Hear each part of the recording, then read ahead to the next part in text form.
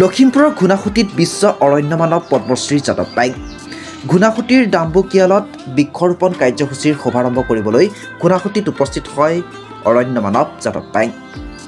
ডাম্বুকিয়াল, তনুচুক, চলিচুক আৰু কাপাক চাপৰি গাঁৱৰ ৰাইজে অৰণ্য সৃষ্টিৰ উদ্দেশ্যে দান কৰা হাজাৰৰো অধিক বিঘা ভূমিত ৮,০০০ গছপুলি ৰোপণ কৰিবলৈ স্থানীয় ৰাইজে গ্ৰহণ কৰা পৰিকল্পনাত অংশগ্ৰহণ কৰি গছপুলি ৰোপণ কৰে যাদৱ পায়েঙে। বিশেষকৈ ভাৰতবৰ্ষৰ কোনো ৰাজ্যত এনকাউণ্টাৰ নাই, অসমত আছে, গড় হত্যাকাণ্ড আছে। আৰু তেনেকুৱাবিলাক যদি পদক্ষেপ আছে, এতিয়া নতুন পৰ্যায়ত যিখিনি ফৰেষ্ট ডিপাৰ্টমেণ্টত আছে তাহাঁতক ডাইৰেক্টলি গুলি কৰিবলৈ দিয়া অৰ্ডাৰ আছে। সেইকাৰণে যদি তেনেকুৱা দুই এটা চোৰাং চিকাৰী হ'ব, গুলিয়াই মাৰিলে এইটো আপত্তি নাই, দেশত সিহঁতক ৰখা আমাৰ দৰকাৰ নাই। সেইকাৰণে মই ভাবোঁ তেওঁলোকক সহায় সহযোগ জনসাধাৰণে কৰিব লাগিব। আৰু ইনফৰমেশ্যনটো কোনে দিব? গাঁৱৰ মানুহে দিব লাগিব।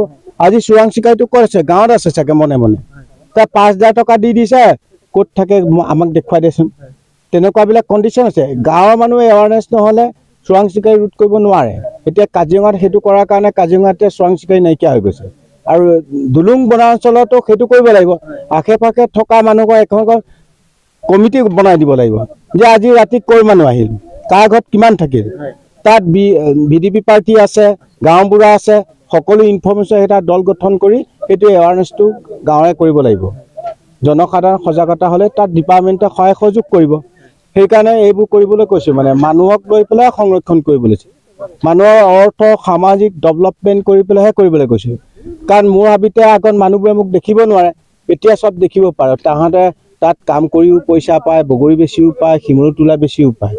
লাখ লাখ মানুহবোৰ আহিলেও পইচা, নাও পাৰ কৰি দিলেও পইচা পায়। সেইটো ইকনমিকেল গানটো তেনেকুৱা, এইখনো তেনেকুৱা কৰিব লাগিব। আগত সেই বস্তুবোৰ আনি ল'ব লাগিব। গছ থাকিলে আহিব, গছ নাথাকিলেও নাহিব। আগত এইটো আমি পৃথিৱীক সেউজীয়া কৰি সেইটো কৰি ল'লে ভাল হ'ব বুলি মই ভাবোঁ। মানে ঘুনাসুতিৰ পানৈ জংকী ক্ষেত্ৰত দুদিনীয়া কাৰ্যসূচীৰে আয়োজন কৰা কেন্দ্ৰীয় আলি আই লৃগাং উপলক্ষে এই বৃক্ষৰোপণ কাৰ্যসূচী আৰম্ভ কৰে আয়োজক সমিতিয়ে। ঘুনাসুতি অবনৰী উন্নয়ন সমিতি আৰু ৪৯ সংখ্যক কেন্দ্ৰীয় আলি আই লৃগাং উদযাপন সমিতিৰ উদ্যোগত অনুষ্ঠিত কাৰ্যসূচীৰ পূৰ্বে অৰণ্য মানৱগৰাকীক স্থানীয় ৰাইজে ঢোলে ডগৰে ব্যাপক উচ্ছাস উদ্দীপনাৰে আদৰি আনি মোৰংঘৰত বহুৱায়।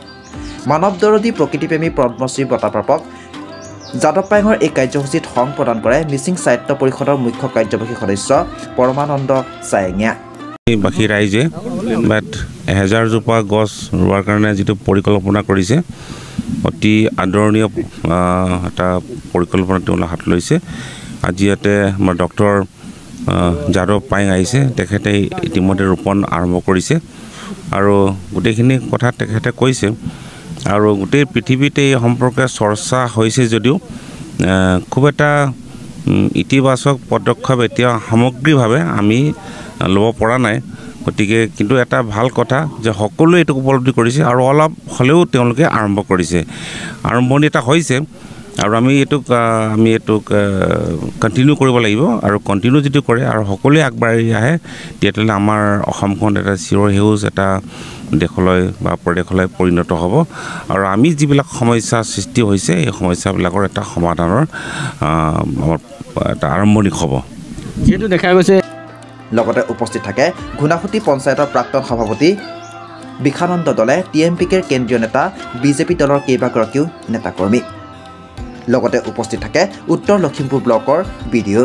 লখিমপুৰৰ পৰা ভুৱন গৌতমৰ ৰিপৰ্টাৰ লাইভ অসম। ধন্যবাদ জ্ঞাপন কৰিম ঘুনাসুতিবাসী ৰাইজক যে তেখেতসকলে যি এটা মহান উদ্দেশ্য লৈ পিনি ইয়াতে আজি ১,০০০ জোপা গছ ৰোৱাৰ ব্যৱস্থা কৰিছে। আৰু তেখেতসকলে এটা কথা আমাক জনাইছে যে আমাৰ মিচিং অট'নমাছ কাউন্সিলৰ মুখ্য কাৰ্যবাহী সদস্য মিচিং বানে কাবাঙৰো তেখেত সভাপতি আৰু আমাৰ মিচিং জাতিটোৰ এগৰাকী, মিচিং জাতিটোক ভাল পোৱা, অচাৰ অন্তৰেৰে ভাল পোৱা এগৰাকী ব্যক্তি তেখেত আহিছে আৰু তেখেতে গোটেই অঞ্চলটো চাইছে।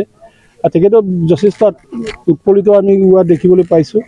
আমাৰ মাজত অৰণ্য মানৱ ডক্টৰ যাদৱ পায়েং ডাঙৰীয়াও আহিছে, তেখেতেও কৈছে তেখেতে ক'ত কি গছ ৰুলে ভাল হ'ব এই কথাবিলাকৰ কথা আমাক জনাইছে। আৰু এটা কথা যে যাদৱ পায়েং ডাঙৰীয়াই যি চিন্তা চৰ্চা কৰিছে, আজিয়ে মই তেখেতক লগ পাই যথেষ্ট উৎফুল্লিত হৈছোঁ, যথেষ্ট ভাল লাগিছে যে তেখেতে ইমান ধুনীয়া কথা কৈছে যে গোটেই বিশ্বৰ ভাৰসাম্য ৰক্ষাৰ কাৰণে গছ গছনি কিমান প্ৰয়োজন, পানীৰ কিমান প্ৰয়োজন, এই কথাখিনি আমি অনুভৱ কৰিছোঁ। আৰু আমাৰ ইয়াৰ পিছপৰা অঞ্চলৰ মানুহসকলেও ইমান ধুনীয়াকৈ চিন্তা কৰি পিনি 1000 জোপা গছ ৰুবৰ কাৰণে যি চিন্তা চৰ্চা কৰিছে আৰু ইয়াতে সংৰক্ষিত ৰাইজৰ দ্বাৰা সংৰক্ষিত যি মাটি আছে এই মাটিখিনিও তেখেতসকলে উপজাতি চৰকাৰক দান দিয়াৰ কথা কৈছে।